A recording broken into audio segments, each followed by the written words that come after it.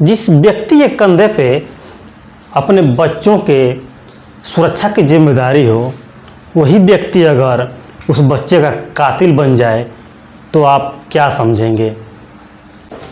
प्रयागराज में एक ऐसी दिल दहला देने वाली घटना हुई है, जहां एक 17 साल के बच्चे को उसी के दादा ने किडनैप करके उसको ख़त्म कर देता है और कई टुकड़ों में करके प्लास्टिक बैग में भर के दूर जंगल में तो कहीं नाले में जाकर फेंक देता है। छानबीन में पता चलता है और पुलिस जब उस व्यक्ति को गिरफ्तार करती है और उससे पूछताछ होता है तो जो बात वो बताता है इसे जान करके हर कोई सन्न रह जाता है। नमस्कार दोस्तों, ये सच्ची घटना है प्रयागराज की हाईटेक सिटी में रहने वाले पीयूष की। 17 वर्ष का पीयूष 11वीं का छात्र है और हर रोज़ की तरह ही उस रोज़ भी सुबह को यूनिफॉर्म पहनता है, बैग लेता है और स्कूल का समय स्कूल के लिए निकल जाता है। दोपहर को जब छुट्टी का समय होता तो उसकी माँ कामिनी उसका इंतज़ार कर रही होती है, लेकिन उसको कहीं आता पता नहीं होता। जब उसको लेट होता है आने में तो पीयूष की माँ कामिनी काफ़ी परेशान हो जाती है, बेचैन होने लगती है। इसके बाद पीयूष के दोस्तों से पूछती है कि कहीं पीयूष को देखा क्या।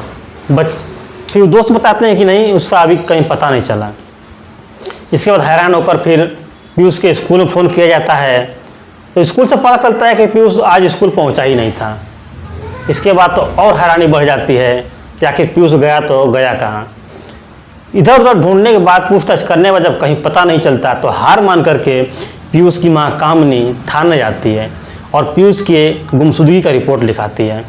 इसके बाद पुलिस तुरंत एक्टिव होती है और तुरंत ही 2 टीम बनाई जाती है पुलिस की और उस एरिया के 200 से ज़्यादा सीसीटीवी कैमरों को खंगाला जाता है, लेकिन कहीं पे भी पीयूष का कोई अता पता नहीं लगता। इसके बाद उस एरिया में पूछताछ होती है तो एक महिला निकल कर सामने आती है और जो महिला बताती है वो हैरान करने वाली बात होती है। महिला बताती है कि एक व्यक्ति था जो कि स्कूटर पे आया और एक प्लास्टिक बैग को उठा करके नाले में फेंक दिया।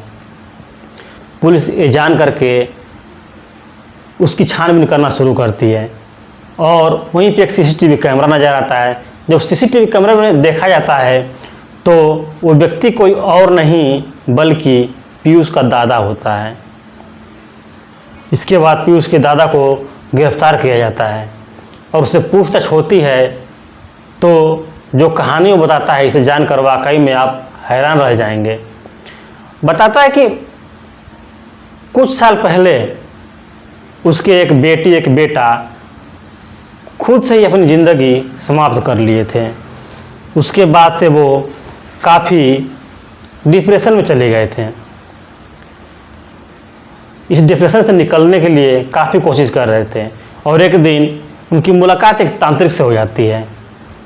तांत्रिक बताता है कि उनके ऊपर ग्रह दशा खराब चल रही है, उसको ठीक करने के लिए उन बच्चों की उम्र का हम उम्र एक बच्चे की बलि देनी पड़ेगी।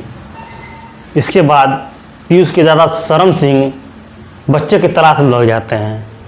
जब कहीं पता नहीं चलता तो पीयूष के दादा अपने ही पड़ोस में रहने वाले पीयूष के ऊपर नज़र लगाते हैं और प्लान करके जब पीयूष अपने स्कूल के लिए निकलता है तभी पीयूष को किडनैप कर लेता है और तांत्रिक के बताए अनुसार शरण सिंह पीयूष को ख़त्म करता है और कई टुकड़ों में बांट देता है।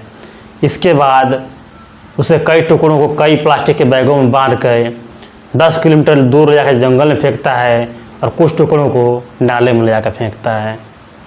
ये बातें जानकर सभी लोग हैरान थे, लेकिन पीयूष की माँ कामिनी अभी भी यकीन नहीं कर पा रही थी कि जो व्यक्ति कभी पीयूष को अपने गोद में खिलाया करता था, आज उसी व्यक्ति ने उस बच्चे को ख़त्म कर दिया अपने ही हाथों से।